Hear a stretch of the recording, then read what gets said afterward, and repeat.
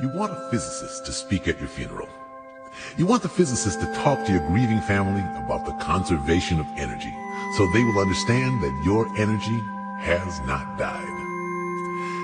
You want the physicist to remind your sobbing mother about the first law of thermodynamics, that no energy gets created in the universe and none is destroyed. You want your mother to know that all your energy, every vibration, every BTU of heat, every wave of every particle that was her beloved child, remains with her in this world. You want the physicist to tell your weeping father that amid the energies of the cosmos, you gave as good as you got.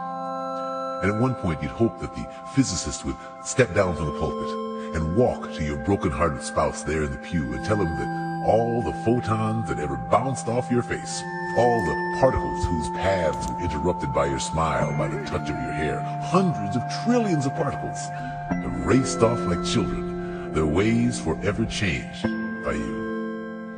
And as your widow rocks in the arms of a loving family, may the physicist let her know that other photons that bounced from you were gathered in the particle detectors that are her eyes.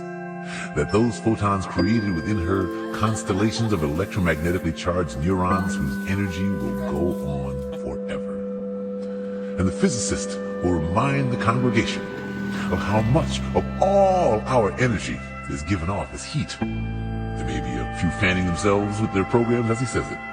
And he will tell them that the warmth that flowed through you in life is still here, still part of all that we are, even as we who mourn continue the heat of our own lives.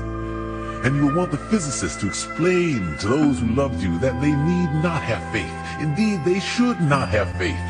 Let them know that they can measure, that scientists have measured precisely the conservation of energy and found it accurate, verifiable, and consistent across space and time.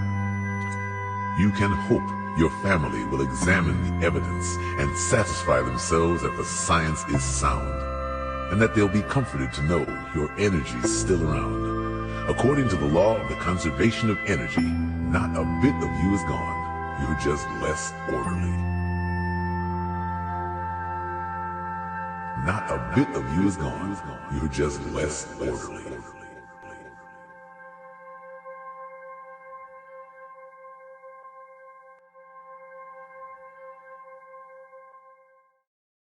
The family of Kylen and Crystal, law enforcement, and private investigator Jason Jensen is urging anyone that was around the area to check your GoPro dash cam photos, videos, images of any vehicles around the Whispering Oaks and Water Lake vicinity.